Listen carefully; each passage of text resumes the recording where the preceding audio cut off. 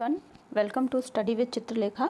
स्वागत है आप सभी का आपके अपने चैनल स्टडी विद चित्रलेखा में। जैसा कि आप लोग जानते हो, हम लोग यूपीपीसीएस प्रीलिम्स को टारगेट कर रहे हैं, जिसके लिए हम जीएस के प्रैक्टिस सेट सॉल्व कर रहे हैं। आज सेट नंबर 22 हम करने वाले हैं। अभी तक हम लोग जीएस के और सी सैट के कुल मिलाकर के 21 प्रैक्टिस सेट कर चुके हैं, जिसमें कि हमारा करंट अफेयर भी शामिल है।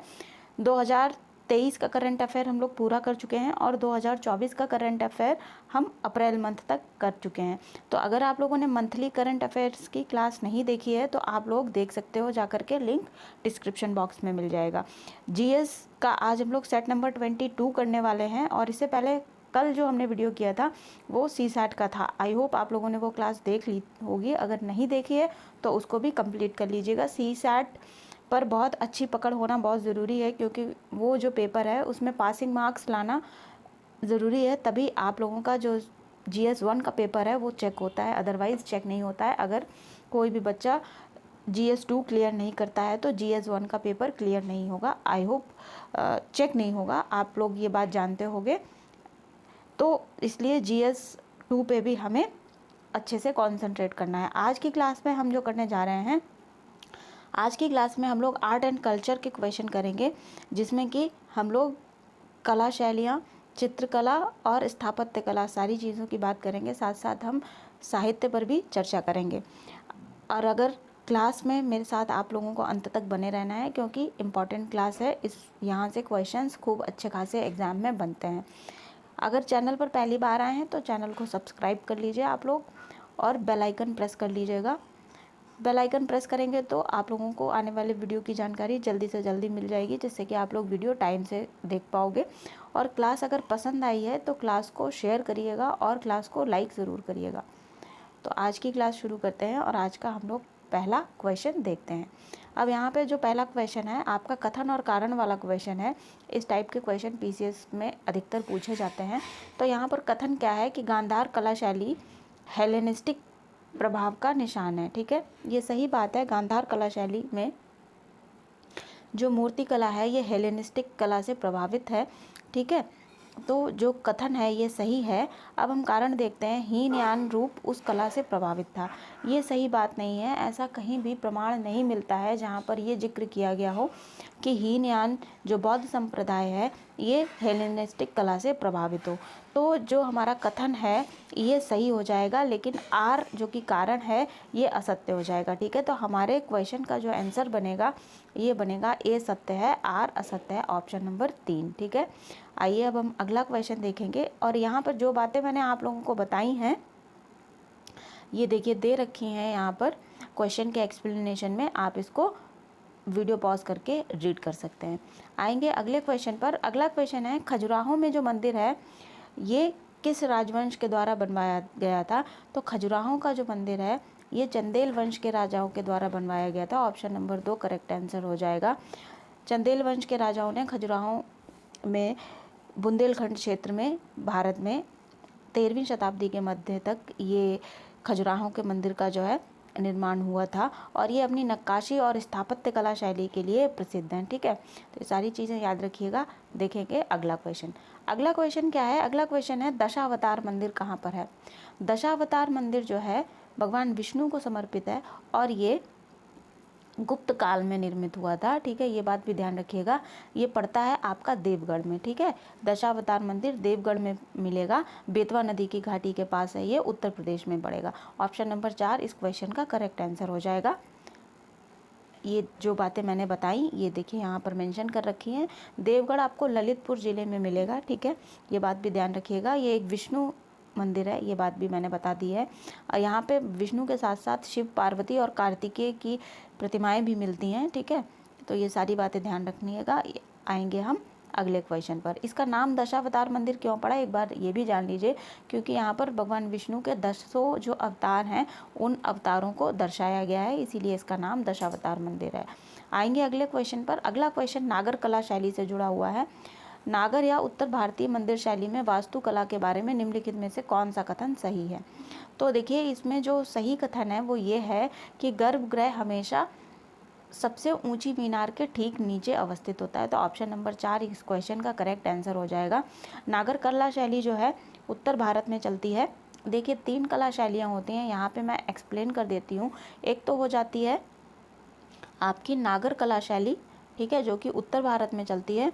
दूसरी हो जाती है द्रविड़ कला शैली, ये चलती है आपकी दक्षिण भारत में, ठीक है। और इन दोनों का एक मिला जुला जो रूप होता है वो होता है बेसर शैली। ये भी उत्तर भारत से कुछ हटके, जैसे उड़ीसा कला शैली जो हो गया, उड़ीसा कला शैली बेसर शैली का एक उदाहरण है आपको। तो ये तीनों कला शैलियाँ याद रखिएगा, मंदिर स्थापत्य शैलियाँ हैं ये इम्पॉर्टेंट हैं, कभी कभी नाम भी पूछे जाते हैं, तो ध्यान रखिएगा इनको।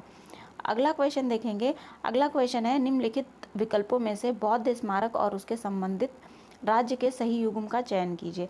तो देखिए चौखंडी स्तूप जो है ये आपको मिलेगा उत्तर प्रदेश में, ऑप्शन नंबर 2 करेक्ट ऑप्शन है। महाबोधि उड़ीसा में नहीं मिलेगा, ये बोध गया में मिलेगा, जो कि बिहार में है, ठीक है, पटना जिले के पास पड़ता है। केसरिया स्तूप भी आपको मध्य प्रदेश में नहीं मिलेगा, तो जो करेक्ट आंसर बनेगा ये बनेगा चौखंडी स्तूप उत्तर प्रदेश में, ठीक है। चौखंडी स्तूप जो है वाराणसी में पड़ता है, ध्यान रखिएगा। और ये उस स्थान को चिन्हित करता है जहाँ पर महात्मा बुद्ध ज्ञान प्राप्त करने के बाद सबसे पहले 5 बौद्ध भिक्षु, जिनका कि नाम था कौटिल्य, बप्पा और भादिया, उनसे मिले थे और वहीं पर इन्होंने अपना पहला उपदेश दिया था, ठीक है। ये सारी बातें ध्यान रखिएगा। किसके द्वारा बनवाया गया था ये स्तूप, ये भी याद रखने वाली बात है, तो ये अशोक के द्वारा बनवाया गया था। अब आएंगे हम अगले क्वेश्चन पर। अगला क्वेश्चन जो है, बड़ा इमामबाड़ा, इसका निर्माण कब हुआ था? तो बड़े इमामबाड़े का निर्माण किसके द्वारा करवाया गया था, पहले ये जान लीजिए। ये असफुद्दौला के द्वारा करवाया गया था। बड़ा इमामबाड़ा स्मारक आपको लखनऊ में मिलेगा, उत्तर प्रदेश की राजधानी में देखने को। और असफुद्दौला के द्वारा करवाया गया था। उस समय अवध के जो तत्कालीन नवाब थे वो असफुद्दौला थे, और इन्होंने 1784 में इस इमामबाड़े का निर्माण करवाया था। तो ऑप्शन नंबर 2 क्वेश्चन का करेक्ट आंसर हो जाएगा। यहीं पर भूल भुलैया भी है, जो कि अपनी मेहराबदार छतों के लिए प्रसिद्ध है, ठीक है। और यहाँ पर जो भूल भुलैया है, यहाँ पे 489 एक जैसे दिखने वाले दरवाजे हैं, इसीलिए इसका नाम भूल भुलैया इसको दिया गया। अगले क्वेश्चन पर आएंगे। अगला क्वेश्चन क्या है, यहाँ पर आपको 2 कॉलम दे रखे हैं, ए और बी। एक तरफ आपको क्या दे रखा है, मीनारें दे रखी हैं, भवन दे रखे हैं, दूसरी तरफ राजा दे रखे हैं। हमें मैचिंग करनी है कि कौन से भवन का निर्माण किस राजा ने करवाया। तो मोती मस्जिद जो आगरा में है उसका निर्माण शाहजहां ने करवाया था, आगरे के किले में है, ठीक है। अलाई दरवाज़ा बनवाया गया था अलाउद्दीन खिलजी के द्वारा। मोती मस्जिद जो कि दिल्ली में है, इसका निर्माण करवाया गया था औरंगजेब के द्वारा। और इलाहाबाद के किले का निर्माण करवाया गया था अकबर के द्वारा। तो ये मैचिंग हो जाती है। इस टाइप के क्वेश्चन बहुत इंपॉर्टेंट होते हैं पीसीएस में, इस टाइप के ज़्यादातर क्वेश्चन आप लोगों को देखने को मिलेंगे, तो ये सारे अच्छे से ध्यान रखने हैं आपको। आते हैं अगले क्वेश्चन पर। अगला क्वेश्चन देखते हैं, प्रागैतिहासिक काल के चित्र कहाँ पर देखे जा सकते हैं, हमें बताना है। तो प्रागैतिहासिक काल के जो चित्रकला है, जो चित्र हैं, ये देखने को मिलेंगे आपको पचमढ़ी, लखनिया और भीमबेटका में। पचमढ़ी और भीमबेटका आपको एमपी में मिलेंगे और लखनिया उत्तर प्रदेश में मिलेगा, मिर्ज़ापुर ज़िले में, ठीक है। तो ध्यान रखिएगा, इस क्वेश्चन का जो करेक्ट आंसर हो जाएगा ये हो जाएगा ऑप्शन नंबर 2। प्रागैतिहासिक काल के जो चित्र हैं ये आमतौर पर चट्टानों पर बनाए जाते हैं, और इस चट्टान पर जो चित्र उकेरा जाता है इसे पेट्रोग्लिफस कहा जाता है, ठीक है। ये भी ध्यान रखिएगा, इस शब्द को पेट्रोग्लिफस किसे कहा जाता है, जो चट्टानों पर चित्रकारी की गई है प्रागैतिहासिक काल में, उसे पेट्रोग्लिफस कहा जाता है, ठीक है। और उस समय पर जो चित्र बनाए गए थे वे जंगली भैंसे, भालू, बाघ इत्यादि के बनाए गए थे, ये बात भी ध्यान रखिएगा, ठीक है। इन्हें शैलाश्रय भी कहा जाता है क्योंकि यहाँ पर सांप, गैंडा, चित्तीदार हिरण या इन सब के चित्र भी मिले हैं। पचमढ़ी कहाँ पर मिलेगा आपको? पचमढ़ी जैसा कि मैंने बताया मध्य प्रदेश में मिलेगा। इसकी खोज किसके द्वारा की गई थी? जी.आर. हंटर ने की थी 1935 में। आ जाइए लखनिया पर। लखनिया आपको कहाँ मिलेगा? लखनिया मिलेगा उत्तर प्रदेश के मिर्ज़ापुर ज़िले में। ये जो शैल चित्र हैं लगभग 4000 वर्ष पुराने हैं, और लखनिया के जो शैल चित्र हैं इनको खोबर कहा जाता है, ठीक है। ध्यान रखिएगा इस शब्द को, खोबर। आएंगे अगले क्वेश्चन पर। अगला क्वेश्चन क्या है, निम्नलिखित ऐसे ऐतिहासिक स्थानों पर विचार कीजिए। तो हमारे पास कौन कौन से स्थान हैं? कैलाशनाथ मंदिर, सित्तनवासल गुफाएं और अरमामलाई की गुफा। तो यहाँ पर हमें बताना है कि कौन सा स्थान भित्ति चित्रों के लिए प्रसिद्ध है, ठीक है। तो देखिए कैलाशनाथ मंदिर जो है ये भित्ति चित्र के लिए प्रसिद्ध नहीं है। कैलाशनाथ मंदिर यहाँ पर जो भित्ति चित्र बना मुख्यतः नहीं है, लेकिन कैलाशनाथ मंदिर में भी भित्ति चित्र बनाए गए हैं। भित्ति चित्र मतलब दीवारों पर जो चित्रकारी की जाती है उसे भित्ति चित्र कहा जाता है। सित्तनवासल की जो गुफाएं हैं भित्ति चित्रकारी का एक बहुत ही उत्कृष्ट नमूना है। इसके साथ साथ अरमामलाई की गुफा और कैलाशनाथ मंदिर में भी जो है भित्ति चित्र बहुत अच्छे तरीके से किया गया है। तो हमारे क्वेश्चन का जो आंसर बनेगा ऑप्शन नंबर 3 बनेगा। 1, 2 और 3 तीनों जगह पर आपको भित्ति चित्र देखने को मिलेंगे। ठीक है, आएंगे अगले क्वेश्चन पर। अगला क्वेश्चन बहुत ही इंपॉर्टेंट क्वेश्चन है और अच्छा क्वेश्चन है। ताजे रखे चूने के प्लास्टर पर निष्पादित भित्ति चित्र की तकनीक के रूप में किसे जाना जाता है? तो बिल्कुल ताज़ा चूने का प्लास्टर होता है और वहाँ पर चित्रकारी की जाती है, उसे फ्रेस्को कहते हैं। जिस टेक्निक के द्वारा चित्रकारी की जाती है उसको क्या कहते हैं? फ्रेस्को कहते हैं। ऑप्शन नंबर 1 करेक्ट ऑप्शन हो जाएगा। ठीक है, फ्रेस्को ध्यान रखिएगा। फ्रेस्को चित्रकारी के भित्ति चित्र की एक टेक्निक है जिसे ताजे चूने के प्लास्टर पर किया जाता है। नेक्स्ट क्वेश्चन पर आएंगे। लेपाक्षी चित्रकला किस राज्य से संबंधित है? देखिए लेपाक्षी मंदिर आपको कहाँ पर मिलेगा? ये मिलेगा आपको आंध्र प्रदेश में। ठीक है, और लेपाक्षी चित्रकला भी वहीं से जुड़ी हुई है, ये आंध्र प्रदेश से जुड़ी हुई चित्रकला है। तो ऑप्शन नंबर 1 हमारे क्वेश्चन का करेक्ट आंसर हो जाएगा। अगला क्वेश्चन जब हम देख रहे हैं तो इस क्वेश्चन में हमें दिया गया है, एक तरफ चित्रकार दिए गए हैं, दूसरी तरफ सम्राट दिए गए हैं। ये थोड़ा उल्टा हो गया है, इस तरफ सम्राट आएंगे, ठीक है, और चित्रकारिये यहाँ आ जाएंगे। चित्रकारों के नाम राइट साइड हैं और सम्राट के नाम लेफ्ट साइड है। ठीक है, हुमायूं के दरबार में जो चित्रकार था उसका नाम था मीर सैयद अली। जहांगीर के दरबार में कौन था? उसका नाम था बिसनदास। ठीक है, बिसनदास चित्रकार थे। बाबर के दरबार में थे बेहजाद, तो ऑप्शन नंबर 2 से इसको मैच कर दीजिए। और शाहजहां के दरबार में थे फ़कीर उल्लाह। ये सारे चित्रकार सब इन मुग़ल सम्राटों के दरबार में, तो इनके नाम ध्यान रखेंगे हम। नेक्स्ट क्वेश्चन पर आएंगे। अगला क्वेश्चन है बौद्ध धर्म का क्वेश्चन है ये, कि बौद्ध धर्म के निम्नलिखित पवित्र स्थलों में से कौन सा 2002 में यूनेस्को की विश्व धरोहर स्थल में शामिल किया गया था? तो बौद्ध धर्म से जुड़ा हुआ एक महत्वपूर्ण स्थान होता है जिसे हम कहते हैं स्तूप। ठीक है, स्तूप क्यों बनाया जाता है ये आप लोग सभी जानते होंगे। जो लोग नहीं जानते हैं उनके लिए बता देती हूँ कि जहाँ पर भी महात्मा बुद्ध के अंग, ठीक है, उनके जो अवशेषों के अंगों के अवशेष बचे, उनके द्वारा यूज़ की गई वस्तुएं, उनको रख कर के जहाँ भी एक मंदिर, ऊंचे चबूतरे पे मंदिर जैसा निर्माण किया गया, जिसे कि बौद्ध धर्म में स्तूप कहा जाता है। ठीक है, यही है स्तूप। और वहाँ पर जो बोधिसत्व होते हैं, बोधिसत्वों के लिए भी स्तूप बनाया जाता है। तो ध्यान रखिएगा, महात्मा बुद्ध के लिए भी बनेगा और बोधिसत्वों के लिए भी बनेगा। 2002 में यूनेस्को में शामिल हुआ था बोध गया का महाबोधि मंदिर। ऑप्शन नंबर 4 हमारे क्वेश्चन का करेक्ट आंसर हो जाएगा। ये कहाँ पर अवस्थित है? बोध गया बिहार की राजधानी पटना के पास अवस्थित है। ठीक है, ध्यान रखिएगा। और कहाँ पर पड़ता है? गया जिले में पड़ता है। और वहाँ पर नदी कौन सी मिलेगी? तो फल्गु नदी आपको मिलेगी गया जिले में। अभी वहाँ पर एक रबर का पुल भी बनाया गया है, ये करंट अफेयर्स में मैंने आप लोगों को पढ़ाया भी था। फल्गु नदी पर एक रबड़ का पुल बनाया गया है श्रद्धालुओं की सुविधा के लिए, क्योंकि फल्गु नदी ऐसी है कि जो नदी ऊपर से सूखी हुई दिखती है, जब उसमें थोड़ा 3-4 फीट गड्ढा होता है तब वहाँ पर पानी आता है। ठीक है, तो ये रबर का पुल श्रद्धालुओं की सुविधा के लिए बनाया गया है, ये बात ध्यान रखिएगा। अच्छा, बौद्ध धर्म की स्थापना किसने की थी? बौद्ध धर्म की स्थापना की थी महात्मा बुद्ध ने। ठीक है, इनको ज्ञान कहाँ पर प्राप्त हुआ था? बोध गया में ज्ञान प्राप्त हुआ था, पुनपुन नदी के किनारे। और फल्गु नदी को ही पुनपुन नदी भी कहते हैं, ये बात भी ध्यान रखिएगा। बुद्ध पूर्णिमा के दिन इनको ज्ञान प्राप्त हुआ था। और ज्ञान प्राप्त होने की जो प्रक्रिया है इसको क्या कहते हैं? धर्मचक्र परिवर्तन कहते हैं। बौद्ध धर्म का एक डिस्क्रिप्टिव वीडियो आप लोग देख सकते हो, लिंक आपको डिस्क्रिप्शन बॉक्स में मिल जाएगा, जहाँ पर आप बौद्ध धर्म से जुड़ा हुआ पूरी थ्योरी देख सकते हो और साथ ही साथ पिछले एग्जाम्स में आए हुए क्वेश्चंस भी सॉल्व कर सकते हो, जिससे कि आपका ये जो कंसेप्ट है बौद्ध धर्म वाला बिल्कुल क्लियर हो जाएगा। लिंक डिस्क्रिप्शन बॉक्स में मिलेगा, तो समय निकाल कर उसको देख लीजिएगा। ठीक है, आएंगे हम अगले क्वेश्चन पर। अगला क्वेश्चन जो है, नटराज की जो मूर्ति है, नटराज मूर्ति कला के संदर्भ में निम्नलिखित कथनों पर विचार कीजिए। अब पहला जो कथन है वो कह रहा है कि नटराज की सबसे पहली मूर्ति खुदाई में ऐहोल में रावण फड़ी गुफा में पाई गई है। तो ये सही बात है। नटराज की जो मूर्ति है सबसे पहले खुदाई में ऐहोल में रावणफड़ी गुफा में पाई गई थी। तो ये वाला जो कथन है ये करेक्ट हो जाएगा। दूसरा क्या है, निचला दाहिना हाथ ऊपर उठे हुए पैर की ओर इशारा करता है जो कि मोक्ष मार्ग को इंगित करता है। ये सही बात नहीं है। जो नटराज की मूर्ति है ये भगवान शिव की मूर्ति है, ठीक है। इनके आसपास अग्नि है जो जगमगाती हुई रोशनी का एक रूप है, और ये जो मूर्ति है वो ये प्रकट करती है कि अच्छाई की बुराई पर विजय को दर्शाती है, ठीक है।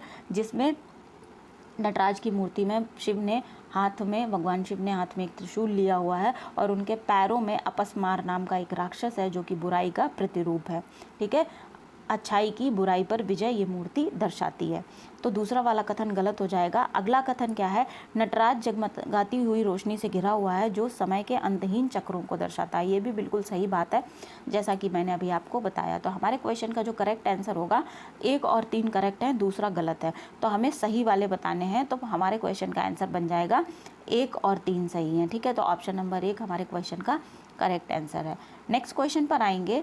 अगला क्वेश्चन है, राज्य ललित कला एकेडमी उत्तर प्रदेश की स्थापना कब हुई थी? तो ललित कला एकेडमी उत्तर प्रदेश में जो है, जिसका मुख्यालय लखनऊ में है, इसकी स्थापना कब हुई थी? 1965 में हुई थी, 1962। ध्यान रखिएगा, इसको मुख्यालय मिलेगा आपको लखनऊ में। नेक्स्ट क्वेश्चन पर आएंगे, निम्नलिखित कथनों पर विचार कीजिए। अब हमारे पास कितने कथन हैं? 3 कथन हैं, जिसमें से हमें बताना है कौन कौन से कथन सत्य हैं। किस बारे में? ग्रीको भारतीय कला, यूनानी भारतीय कला जो है, ग्रीक को ही यूनानी कहते हैं, यूनानी भारतीय कला के बारे में कौन कौन से कथन सत्य हैं? तो नीले भूरे रंग के बलुआ पत्थर का प्रयोग, ये सही बात है। जो नीले भूरे रंग मतलब जो ब्राउनिश ब्लू होता है, धूसर बलुआ धूसर पत्थर भी बोलते हैं इसको। तो ग्रीक भारतीय कला जो है, यहाँ पर धूसर बलुआ पत्थर का प्रयोग किया जाता है, ये सही बात है। बौद्ध धर्म पर आधारित थीम है, ये भी सही बात नहीं है। सारी थीम्स बौद्ध धर्म पर आधारित नहीं है, तो ये दूसरा वाला कथन गलत हो जाएगा। 7 वाहन शासकों के द्वारा संरक्षण प्राप्त होता इसको, ये वाला कथन भी गलत है। अच्छा, एक चीज़ यहाँ पर करेक्ट करिए, बौद्ध धर्म पर आधारित थीम, ये बिल्कुल सही बात है कि जो ग्रीक भारतीय कला है, ग्रीक भारतीय कला में गांधार कला शैली और मथुरा कला शैली आती है। गांधार कला शैली जो है वहाँ बौद्ध धर्म पर आधारित थीम्स हैं। गांधार कला शैली में जो बौद्ध महात्मा बुद्ध की जो बनी हुई प्रतिमाएं हैं वे बहुत प्रसिद्ध हैं, और इसमें क्या होता है, जो महात्मा बुद्ध का चरित्र है ये बड़ा ही तेजस्वी और ओजस्वीवान दिखाया गया जाता है, ठीक है। तो पहला और दूसरा कथन सत्य हो जाएगा, तीसरा कथन गलत है। 7 वाहनों के द्वारा इसको संरक्षण प्राप्त नहीं था। तो हमारे क्वेश्चन का जो करेक्ट आंसर बनेगा ये बनेगा ऑप्शन नंबर 2, 1 और 2 दोनों, ठीक है। केवल 1 और 2, तीसरा गलत हो जाएगा। नेक्स्ट क्वेश्चन पर आएंगे। एक तरफ आपको क्या दे रखा है, पॉटरी का क्षेत्र दे रखा है, दूसरी तरफ स्थान दे रखा है, ठीक है। तो हमें ये बताना है कि कौन सा युग्म सही सुमेलित है, ठीक। तो देखिए, खुर्जा पॉटरी है, ये उत्तर प्रदेश में खुर्जा जिले में बनाई जाती है। मतलब पॉटरी मतलब मिट्टी की कला। लोंगपी पॉटरी मणिपुर क्षेत्र में है, और ब्लू पॉटरी राजस्थान में। हमें बताना है करेक्ट कौन सी। लोंगपी पॉटरी मणिपुर में है, ये भी सही बात है। ब्लू पॉटरी राजस्थान में बनाई जाती है। तो 1, 2 और 3 तीनों ही सही हो जाएंगे। तो ऑप्शन नंबर 4 हमारे क्वेश्चन का जो करेक्ट आंसर है हो जाएगा 1, 2 और 3। अगले क्वेश्चन पर आएंगे। अगला क्वेश्चन है, मीनाकरी शिल्प का संबंध किससे है? तो देखिए, मीनाकरी शिल्प का संबंध जो है ताम चीनी एनामेलिंग के माध्यम से धातुओं और चीनी मिट्टी की सतहों को चित्रित करने और रंगने की एक प्रक्रिया है। तो ऑप्शन नंबर 1 हमारे क्वेश्चन का करेक्ट आंसर हो जाएगा, ठीक है। नेक्स्ट क्वेश्चन पर आएंगे। अगला क्वेश्चन है, ध्रुपद धमार गायन शैली, इसे ध्रुपद गायन भी कहते हैं, इसकी शुरुआत किसके द्वारा की गई थी? तो ध्रुपद गायन की शैली की शुरुआत जो है तानसेन के द्वारा की गई थी, ध्यान रखिएगा। ध्रुपद गायन जो है तानसेन के द्वारा शुरू किया गया था, इन्हीं के द्वारा इस शैली की नींव डाली गई थी। और तानसेन अकबर के दरबारी कवि थे, इनके 9 रत्नों में से एक थे, ध्यान रखिएगा इसको। एक गायकी होती है ख्याल गायकी। ख्याल गायकी की शुरुआत किसके द्वारा की गई थी? अमीर खुसरो के द्वारा की गई थी। तो ये बात भी ध्यान रखिएगा, इंपॉर्टेंट क्वेश्चन यहाँ से भी बनता है, ठीक है। आएंगे अगले क्वेश्चन पर। अगला क्वेश्चन देखते हैं। पंडित किशन महाराज एक प्रसिद्ध भारतीय वादक थे। पंडित किशन महाराज जो इंस्ट्रूमेंट बजाते थे वह था तबला, ठीक है। पंडित किशन महाराज एक तबला वादक थे। ऑप्शन नंबर 4 हमारे क्वेश्चन का करेक्ट आंसर हो जाएगा। नेक्स्ट क्वेश्चन पर आएंगे। निम्नलिखित में से कौन सा कथन कर्नाटक संगीत से सही ढंग से संबंधित है? तो देखिए कर्नाटक संगीत जो है इसमें स्वर संगीत पर अधिक बल दिया जाता है, तो ऑप्शन नंबर 4 हमारे क्वेश्चन का करेक्ट आंसर हो जाएगा कि कर्नाटक संगीत में स्वर संगीत पर अधिक जोर दिया जाता है। ऑप्शन नंबर 4 ध्यान रखिएगा इसको। नेक्स्ट क्वेश्चन पर आएंगे, चंगाई नृत्य किस भारतीय राज्य से संबंधित है? तो जो चंगाई नृत्य है ये कहाँ पर होता है? नागालैंड के में होता है, नागालैंड का लोक नृत्य है ये चंगाई नृत्य। अगले क्वेश्चन को देखेंगे, कथकली प्रस्तुतिकरण में पात्रों को व्यापक तौर पर कितने प्रकारों में बांटा गया है?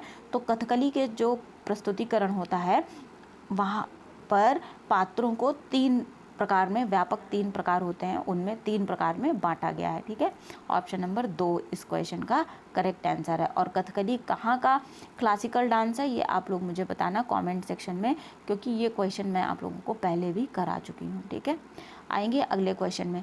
अगला क्वेश्चन है, मोहिनी अट्टम नृत्य शैली में इसका नाम हिंदुओं के किस देवता से मिला है? तो देखिए मोहिनी अट्टम नृत्य शैली जो है इसको नाम जिस हिंदू देवता के द्वारा मिला है वो है विष्णु। विष्णु ने एक बार मोहिनी रूप धारण किया था, तो मोहिनी रूप धारण करने के कारण ही इस नृत्य शैली को मोहिनी अट्टम शैली कहा जाता है। तो ऑप्शन नंबर 3 हमारे क्वेश्चन का करेक्ट आंसर हो जाएगा। नेक्स्ट क्वेश्चन देखते हैं। यहाँ पर एक तरफ आपको कठपुतली दे रखा है, दूसरी तरफ राज्य दे रखा है, तो हमें बताना है सही मैचिंग कौन सा है। तो बोमलट्टा या बोमलट्टम जो है तमिलनाडु का एक कठपुतली है, कठपुतली का शो बोमलट्टा किया जाता है तमिलनाडु में। ठीक है, रावण छाया ये बिहार में नहीं होता है, पुतुल नाच भी नहीं होता है, पुतुल नाच और ये दोनों ही गलत हो जाएंगे, तो केवल एक सही सुमेलित है। ऑप्शन नंबर 1 हमारे क्वेश्चन का करेक्ट आंसर हो जाएगा, केवल एक। अगला क्वेश्चन है, भांड पाथेर कश्मीर की एक पारंपरिक लोक कला है, क्या है ये? तो ये एक लोक रंगमंच है जहाँ पर लोग आपस में मिलकर के रंगमंच प्रस्तुति करते हैं, नाटक वगैरह करते हैं, भांड पाथेर। ठीक है, ध्यान रखिएगा, ऑप्शन नंबर 1 क्वेश्चन का करेक्ट आंसर है। हेमिस महोत्सव कहाँ पर मनाया जाता है? तो मैं पहले बता दूं ये मनाया जाता है लद्दाख में। अब क्वेश्चन हमारे पास है ये कि किस धर्म से संबंधित है? तो हेमिस महोत्सव जो है संबंधित है बौद्ध धर्म से। ऑप्शन नंबर 3 हमारे क्वेश्चन का करेक्ट आंसर है। अम्बुबाची मेला कहाँ पर लगता है? तो अम्बुबाची मेला जो है लगेगा गुवाहाटी में, जो कि पड़ता है असम में। ध्यान रखिएगा, कहाँ पर लगता है? कामाख्या टेम्पल में लगता है, जो कि देवी शक्ति को समर्पित है। ऑप्शन नंबर 4 हमारे क्वेश्चन का करेक्ट आंसर है। नेक्स्ट क्वेश्चन पर आएंगे, निम्नलिखित में से कौन सी भारतीय भाषा इंडो आर्यन भाषा परिवार से संबंधित नहीं है? तो जो बोडो लैंग्वेज है, बोडो भाषा जो है ये इंडो आर्यन भाषा के परिवार से संबंधित नहीं है। ऑप्शन नंबर 2 करेक्ट ऑप्शन हो जाएगा हमारे क्वेश्चन का। अगला क्वेश्चन है, आधुनिक भारतीय भाषाओं में दूसरा सबसे बड़ा परिवार कौन सा है? तो आधुनिक भारतीय भाषाओं में जो द्रविड़ियन भाषा का परिवार है वो सबसे बड़ा परिवार है। तो ऑप्शन नंबर 4 जो है हमारे क्वेश्चन का करेक्ट आंसर हो जाएगा। दूसरा सबसे बड़ा परिवार कहा गया है, तो इसको ध्यान रखिएगा, दूसरा द्रविड़ियन भाषा है। नेक्स्ट क्वेश्चन पर आएंगे, चरक संहिता को कितने अध्यायों और खंडों में बांटा गया है? तो चरक संहिता जो है 120 अध्याय और 8 खंडों में बटी हुई है। ये पीसीएस का आया हुआ पिछले वर्ष का क्वेश्चन है, ध्यान रखिएगा इसको, इंपॉर्टेंट क्वेश्चन है ये, बिल्कुल नया क्वेश्चन इंट्रोड्यूस हुआ था, ये इससे पहले आया नहीं। 120 अध्याय हैं और 8 खंड हैं चरक संहिता में। अगले क्वेश्चन पर आएंगे, तुझके जहांगीरी मूल रूप में निम्नलिखित में से किस भाषा में लिखी गई थी? तुझके जहांगीरी या जहांगीरनामा भी इसको कहते हैं, मुगल शासक जहांगीर की जो है आत्मकथा है, किस भाषा में लिखी गई? फारसी भाषा में लिखी गई। ऑप्शन नंबर 3 करेक्ट आंसर हो जाएगा। ठीक है, आत्मकथा किसने लिखी थी? नूर उद दीन मोहम्मद जहांगीर की आत्मकथा, ये इनका पूरा नाम भी है, और जहांगीर ने ही लिखी थी, इसको भी आप लोग ध्यान रखिएगा। ठीक है, आएंगे हम अगले क्वेश्चन पर। अगला क्वेश्चन है, निम्नलिखित में से कौन सा कथन मनुस्मृति से सही रूप से संबंधित है? तो मनुस्मृति जो है एक ग्रंथ है जो कि जुड़ा हुआ है छंद और श्लोकों में, इसको लिखा गया है। मनुस्मृति बताती है हमें हिंदू धर्म में प्रचलित परंपराएं और वहाँ पर किस तरीके का न्याय विधान होना चाहिए, राज्य का शासन कैसे किया जाना चाहिए, बहुत सारी चीज़ें मनुस्मृति में बताई गई हैं और इसे छंद और श्लोक में लिखा गया है। तो ऑप्शन नंबर 3 जो है क्वेश्चन का करेक्ट आंसर हो जाएगा। अगला क्वेश्चन क्या है? हेमिस महोत्सव अभी मैंने बताया था कहाँ पर मनाया जाता है, तो ये लद्दाख में मनाया जाता है व्यापक रूप से। किससे संबंधित है? बौद्ध धर्म से संबंधित है, हम ऊपर कर चुके हैं। नेक्स्ट क्वेश्चन पर आएंगे। अगला क्वेश्चन है असम में कौन सा फसल महोत्सव प्रसिद्ध रूप से मनाया जाता है? तो असम में भोगाली बिहू जो है फसल कटाई का उत्सव है। ये ऑप्शन नंबर 4 हमारे क्वेश्चन का करेक्ट आंसर हो जाएगा, भोगाली बिहू मनाया जाता है। अगले क्वेश्चन पर आएंगे। अगला क्वेश्चन है भगवान जगन्नाथ के रथों का त्यौहार रथ यात्रा प्रतिवर्ष कहाँ पर मनाया जाता है? तो रथ यात्रा या मेदाराम यात्रा, ये सारे महोत्सव आपको कहाँ पर मिलेंगे? पुरी उड़ीसा में मिलेंगे। Option number 2 Puri Orissa. Option number 1 है पुरी उड़ीसा, करेक्ट आंसर हो जाएगा। रथों का त्यौहार उड़ीसा में होता है। अगला क्वेश्चन है श्रमण परंपरा के संदर्भ में निम्नलिखित में से कौन सा कथन सही है, हमें बताना है। यहाँ पर हमारे पास कितने कथन है? 3 कथन है। अब हम कि कौन कौन से कथन सही हैं। पहला क्या है? श्रमण संप्रदाय वैदिक हिंदू धर्म के साथ सह अस्तित्व में था। ये बिल्कुल सही बात है। श्रमण संप्रदाय वैदिक हिंदू धर्म के साथ सह अस्तित्व में ही था। और दूसरा क्या कह रहा है? संप्रदाय की पहचान दर्शन शास्त्र के आस्तिक संप्रदाय से है। ये आस्तिक संप्रदाय नहीं था, ये गलत कथन है। इसके विचार 5 अलग अलग संप्रदाय हैं इसके विचार के, तो ये बिल्कुल सत्य बात है। 5 अलग अलग संप्रदाय हैं जो श्रमण परंपरा से मैच करते हैं, ठीक है। आस्तिक संप्रदाय नहीं था, ये नास्तिक संप्रदाय था, मतलब ये वेदों की प्रामाणिकता में विश्वास नहीं करते थे। तो हमारे क्वेश्चन का जो करेक्ट आंसर बनेगा ये बनेगा 1 और 3। 1 और 3 कौन से ऑप्शन में मिल रहा है? ऑप्शन नंबर 3, केवल 1 और 3 सही है, बाकी दूसरा गलत है। नेक्स्ट क्वेश्चन पर आएंगे। एक तरफ आपको दे रखा है दर्शन, ठीक है, दूसरी तरफ उसके प्रतिपादक दे रखे हैं और हमें बताना है कि कौन सा सही सुमेलित है। तो देखिए, न्याय को कपिल ने नहीं प्रतिपादित किया था, न्याय दर्शन को गौतम ने प्रतिपादित किया था। सांख्य कपिल मुनि के द्वारा प्रतिपादित किया गया था, तो ये दोनों गलत हो जाते हैं। वैशेषिक किया गया था प्रतिपादित कणाद के द्वारा। ऑप्शन नंबर 3 केवल सही है। तो ऑप्शन नंबर 3 केवल 3 सही है, सही सुमेलित है, हमारे क्वेश्चन का करेक्ट आंसर है। नेक्स्ट क्वेश्चन है रामभर स्तूप जो उस स्थान को चिन्हित करता है जहां भगवान बुद्ध का अंतिम संस्कार किया गया था, भारत के किस राज्य में है? रामभर स्तूप जो है आपको मिलेगा उत्तर प्रदेश में, ठीक है। उत्तर प्रदेश में जहाँ पर भगवान बुद्ध का अंतिम संस्कार किया गया था उसको चिन्हित करता है। इनकी मृत्यु कहाँ पर हुई थी? पावापुरी में हुई थी, ये बात भी ध्यान रखिएगा, पावापुरी। और इनकी मृत्यु को जो है घटना, इसको क्या कहते हैं? महापरिनिर्वाण कहते हैं, ठीक है। आएंगे अगले क्वेश्चन पर। अगला क्वेश्चन है धर्मसाल जिसे अब गुरुद्वारा के नाम से जाना जाता है निम्नलिखित में से किस सिख गुरु के द्वारा बनवाया गया था? तो धर्मसाल गुरु नानक देव के द्वारा बनवाया गया था। ऑप्शन नंबर 3 करेक्ट आंसर हो जाएगा। अगले क्वेश्चन पर आएंगे। निम्नलिखित विकल्पों में से दिए गए सिख गुरुओं का सही कालानुक्रम पहचानना है हमें। तो सबसे पहले गुरु नानक देव आते हैं जिन्होंने सिख धर्म की स्थापना की थी। उसके बाद गुरु अंगद हैं, गुरु अर्जुन है और अंत में जो इस क्रम में आएंगे वो हैं गुरु गोविंद सिंह। तो ऑप्शन नंबर 1 हमारे क्वेश्चन का करेक्ट आंसर हो जाएगा। और जो सिख धर्म है ये एकेश्वरवाद पर विश्वास करता है, ये बात भी ध्यान रखिएगा। अगला क्वेश्चन क्या है? अगला क्वेश्चन चारवाक दर्शन से जुड़ा हुआ है। चारवाक दर्शन या लोकायत दर्शन के संदर्भ में निम्नलिखित कथनों पर विचार कीजिए। बृहस्पति ने इसकी विचारधारा की आधारशिला रखी थी, ये बिल्कुल सही बात है, बृहस्पति ने इसकी विचारधारा की आधारशिला रखी थी। अगला है उन्होंने ज्ञान के माध्यम से मोक्ष प्राप्त करने का तर्क दिया। नहीं, इन्होंने मोक्ष प्राप्त करने का कोई तर्क नहीं दिया था। जो चारवाक दर्शन है वो स्वर्ग नरक मोक्ष जन्म मरण इत्यादि को नहीं मानता है, नास्तिकवादी दर्शन है, तो 2 नंबर गलत हो जाएगा। तीसरा क्या है? वे मानवीय इंद्रियों द्वारा स्पर्श और अनुभव की जा सकने वाली वस्तुओं में ही विश्वास करते हैं।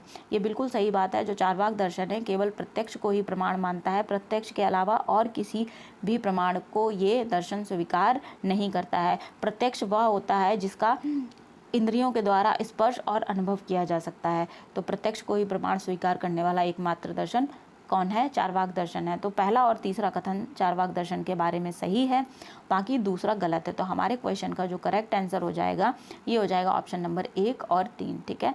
आएंगे अगले क्वेश्चन पर। अगला क्वेश्चन है निम्नलिखित में से कौन सी शाखाएं चारवाक संप्रदाय की हैं? तो देखिए, चारवाक संप्रदाय की 2 शाखाएं हैं। एक है धूर्त चारवाक, दूसरे हैं सुशिक्षित चारवाक। ऐसे चारवाक जो बिल्कुल ही नास्तिकवादी हैं, जो नैतिकता को चारवाक दर्शन में महत्व नहीं देते हैं और नैतिकता को अपने दर्शन में शामिल नहीं करते हैं, वे धूर्त चारवाक कहलाते हैं। जो शारीरिक सुख या निकृष्ट सुख पर अत्यधिक बल देते हैं वे धूर्त चारवाक कहलाते हैं। जबकि नैतिकता को अपने दर्शन में शामिल करते हैं, जो शारीरिक सुख पर बल देते हुए नैतिकता को भी स्वीकार करते हैं, वे सुशिक्षित चार्वाक कहलाते हैं। ठीक है, तो ऑप्शन 1 और 3 जो है ये सही है, न्याय और वैशेषिक गलत है। तो हमारा जो ऑप्शन बनेगा 1 और 3 बनेगा, केवल 1 और 3 ऑप्शन नंबर 4 में है। तो हमारे क्वेश्चन का करेक्ट आंसर हो जाएगा ऑप्शन नंबर 4। नेक्स्ट क्वेश्चन आएगा, निम्नलिखित में से कौन सा त्यौहार उड़ीसा में मनाया जाता है? तो देखिए, बाली यात्रा महोत्सव, रथ यात्रा महोत्सव, उसके साथ साथ बाली तृतीया, ये मनाया जाता है उड़ीसा में। तो ऑप्शन नंबर 4 जो है करेक्ट आंसर हो जाएगा हमारे क्वेश्चन का। त्यौहार जो उड़ीसा में मनाया जाता है वो है बाली तृतीया। छप्पर मेला कहाँ पर लगता है? ये लगेगा आपका बिहार झारखंड में। हॉर्नबिल महोत्सव नागालैंड में मनाया जाता है। बोनालू त्यौहार कहाँ पर मनाया जाता है? ये आप लोग मुझे बताना कमेंट सेक्शन में। ठीक है, आज की क्लास में हमने कला और संस्कृति से जुड़े हुए क्वेश्चन किए। आई होप ये क्लास आप लोगों को पसंद आई होगी। अगर पसंद आई है तो क्लास को लाइक ज़रूर कर दीजिएगा, शेयर कर दीजिएगा अपने दोस्तों के साथ, स्टडी ग्रुप्स में, पेयर ग्रुप्स में। और अगर चैनल पर पहली बार आए हैं आप लोग, वीडियो को पहली बार देख रहे हैं, तो चैनल को सब्सक्राइब करके बेल आइकन प्रेस कर लीजिएगा। तब तक के लिए पढ़ते रहिए, मिलते हैं हम लोग अगली क्लास में। Thank you everyone.